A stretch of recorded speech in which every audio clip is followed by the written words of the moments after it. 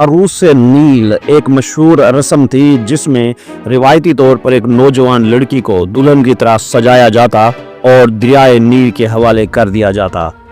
منتخب لڑکی کو خوبصورت لباس پہنایا جاتا، زیورات سے آراستہ کیا جاتا، مقدس دعائیں پڑھی جاتی، لڑکی کو کشتی میں سوار کر کے نیل کے وسط میں چھوڑ دیا جاتا۔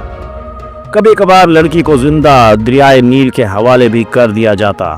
یہ ایک نہایت دلکش مگر دل دہلا دینے والی روایت تھی جس میں انسانوں کو قربانی کے طور پر دریائے نیل کے سپرد کیا جاتا تھا۔ ابن عبد الحکم جو ایک مشہور اسلامی مورخ ہیں، اپنی مشہور کتاب میں بیان کرتے ہیں کہ مصریوں نے حضرت عمر بن العاص کے سامنے درخواست رکھی کہ دریائے نیل کو ایک دلہن پیش کرنے کی رسم بحال کی جائے تاکہ دریا چڑھ سکے۔ ونڈرز نیور سین کے معزز سامعین کرام، السلام علیکم۔ دریائے نیل جسے زندگی کا دریا بھی کہا جاتا ہے، قدیم مصری تہذیب کا نہ صرف جغرافیائی مرکز تھا بلکہ مذہبی، روحانی اور معاشرتی زندگی میں بھی اسے ایک مقدس مقام حاصل تھا۔ دریائے نیل کے بغیر مصر کا تصور ممکن ہی نہیں تھا، اسی لیے قدیم مصریوں نے دریائے نیل کی عبادت کی، اسے دیوتا کی شکل دی اور اپنی خوشحالی کے لیے اس کے حضور قربانیاں پیش کی۔ قدیم مصر کی معیشت، زراعت، تجارت اور بقا کا تمام دار و مدار دریائے نیل پر تھا۔ دریائے نیل کی سالانہ طغیانی زمین کو زرخیز بناتی جس سے شاندار فصلیں اگتیں۔ قدیم مصریوں کا عقیدہ تھا کہ دریائے نیل ایک الہی تحفہ ہے جس کے بغیر انسانیت فنا ہو جائے گی۔ دریائے نیل کی بدولت ہی مصر میں زرخیز زمین دستیاب تھی، کھانے پینے کی فراہمی ممکن تھی، تجارتی قافلے اور کشتیاں سفر کر سکتی تھیں، معیشت میں استحکام آتا تھا۔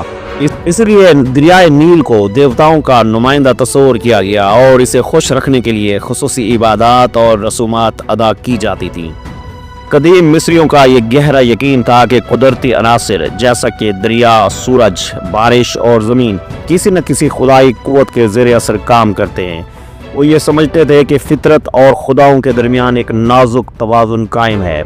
اگر انسان اس توازن کو برقرار رکھنے میں ناکام رہے تو فطرت قہر برپا کر سکتی ہے۔ دریائے نیل چونکہ ان کی بقا کا ضامن تھا، اس لیے اسے محض ایک دریا نہیں بلکہ ایک زندہ اور حساس ہستی سمجھا جاتا تھا جو انسانوں کے رویے اور عبادات پر رد عمل ظاہر کرتا تھا۔ قربانیاں اسی فطری توازن کو خوش رکھنے کا ذریعہ تھیں۔ قدیم مصر میں دریائے نیل کو ایک دیوتا کی حیثیت حاصل تھی جسے ہپی کہا جاتا تھا۔ ہپی کو ایک ایسے خوشباش دیوتا کے طور پر پیش کیا جاتا جو ہر سال دریائے نیل کو سیراب کرتا، زمین کو زرخیزی بخشتا اور زندگی کو دوام دیتا۔ مصری لوگ ہپی کے مجسمے بناتے، اس کے لیے گیت گاتے اور اس کی خوشنودی حاصل کرنے کے لیے خاص رسومات انجام دیتے تھے۔ معزز سامعین کرام، عروس نیل قدیم مصر کی ایک ایسی رسم تھی جو دریائے نیل کی عبادت اور قربانیوں کی رسومات کا سب سے حیران کن اور پر اسرار پہلو شمار ہوتی تھی۔ یہ رسم نیل دیوتا ہپی کی خوشنودی کے لیے ادا کی جاتی تھی تاکہ دریا میں بر وقت طغیانی آئے، زمین زرخیز ہو اور ملک میں خوشحالی پھیلے۔ یہ ایک نہایت دلکش مگر دل دہلا دینے والی روایت تھی جس میں انسانوں کو قربانی کے طور پر دریائے نیل کے سپرد کر دیا جاتا تھا۔ عروس نیل کے لیے انتخاب کا عمل بہت خاص اور مقدس سمجھا جاتا تھا۔ روایات کے مطابق عموماً ایک خوبصورت اور کم عمر لڑکی کو چنا جاتا تھا۔ بعض اوقات لڑکی کو شاہی خاندان یا کسی معزز خاندان سے لیا جاتا تھا تاکہ قربانی زیادہ قابل قبول ہو۔ لڑکی کو زندہ حالت میں نیل دیوتا کی دلہن قرار دے کر دریائے نیل کے سپرد کیا جاتا تھا۔ کچھ روایات کے مطابق ایک ہی سال میں کئی لڑکیاں بھی چنی جاتی، لیکن عمومی طور پر ایک ہی دلہن کو قربان کیا جاتا تھا۔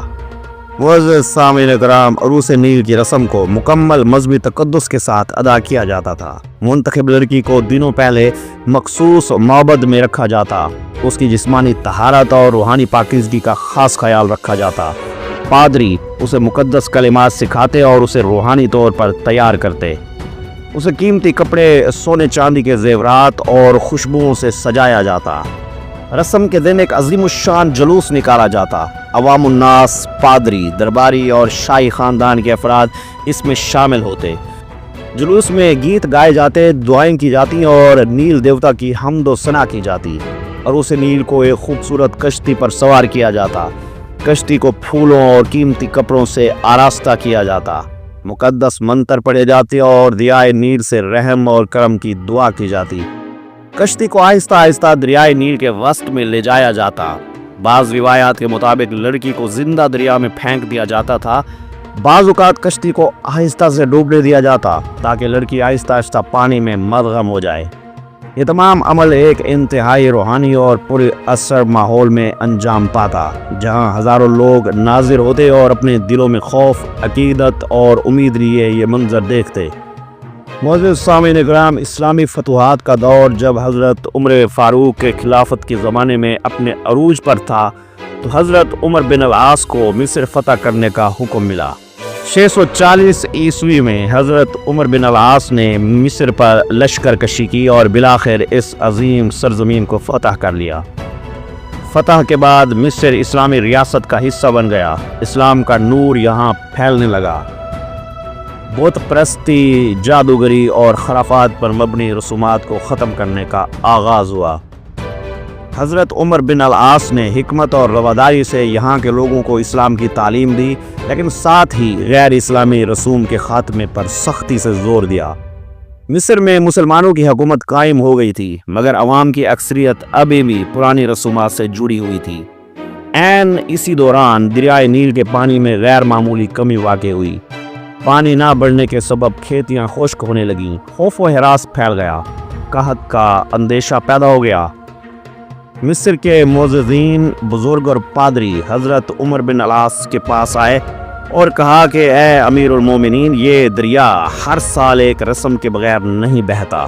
انہوں نے رسم کی تفصیل یوں بیان کی کہ ہر سال ایک خوبصورت لڑکی کو تیار کیا جاتا ہے، اسے بہترین لباس پہنایا جاتا ہے، پھر زندہ دریائے نیل میں ڈال کر قربان کیا جاتا ہے۔ یہ سن کر حضرت عمر بن العاص بہت رنجیدہ ہوئے۔ انہوں نے صاف الفاظ میں جواب دیا کہ اسلام میں انسانی قربانی حرام ہے، ہم ہرگز ایسی کسی رسم کی اجازت نہیں دیں گے۔ حضرت عمر بن العاص نے احتیاطاً پورے واقعے کی رپورٹ خلیفہ وقت حضرت عمر فاروق کو مدینہ منورہ روانہ کر دی۔ جب حضرت عمر رضی اللہ تعالیٰ عنہ کو یہ بات معلوم ہوئی تو انہوں نے نہایت ایمان افروز اور حکیمانہ اقدام کیا۔ انہوں نے دریائے نیل کے نام ایک مختصر سا خط تحریر کیا۔ خط میں اللہ کی وحدانیت کا اعلان اور دعا درج تھی۔ خط کا مفہوم یہ تھا کہ اگر تو اپنے اختیار سے بہتا ہے تو اب بہنا چھوڑ دے، اور اگر تو اللہ وحدہ لا شریک کے حکم سے بہتا ہے تو ہم اللہ سے دعا کرتے ہیں کہ تو بہنے لگے۔ حضرت عمر رضی اللہ تعالیٰ عنہ نے یہ خط حضرت عمر بن العاص کے ہاتھ بھجوایا اور حکم دیا کہ اس خط کو دریائے نیل میں ڈال دیا جائے۔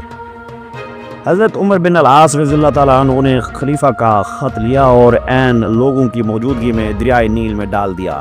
تاریخی روایات کے مطابق اگلی صبح دریائے نیل کا پانی غیر معمولی طور پر بلند ہو چکا تھا۔ پانی بڑھتا چلا گیا، یہاں تک کہ معمول سے بھی زیادہ زمینیں سیراب ہو گئیں۔ عوام حیران رہ گئے کہ بغیر کسی انسانی قربانی کے دریا کیسے بفر گیا۔ یہ معجزہ اللہ رب العزت کی قدرت کا واضح ثبوت تھا اور اس نے عوام کے دلوں میں اسلام کی عظمت اور توحید کی سچائی کی گواہی ثبت کر دی۔ اس واقعے کے بعد عروس نیل کی رسم ہمیشہ کے لیے ختم کر دی گئی۔ عوام پر یہ حقیقت آشکار ہو گئی کہ اللہ ہی رازق ہے، نہ کہ دریاؤں یا دیوتاؤں کا کوئی دخل ہے۔ اسلام کی تعلیمات نے مصری معاشرے میں نئی روح پھونک دی، توکل علی اللہ کا تصور مضبوط ہوا، انسانی جانوں کی حرمت کا تقدس قائم ہوا۔ حضرت عمر بن العاص کی قائدانہ صلاحیت اور حضرت عمر فاروق رضی اللہ تعالیٰ عنہ کی حکمت نے نہ صرف ایک ظالمانہ رسم کو ختم کیا بلکہ مصر میں توحید کی بنیادوں کو بھی مضبوط تر کر دیا۔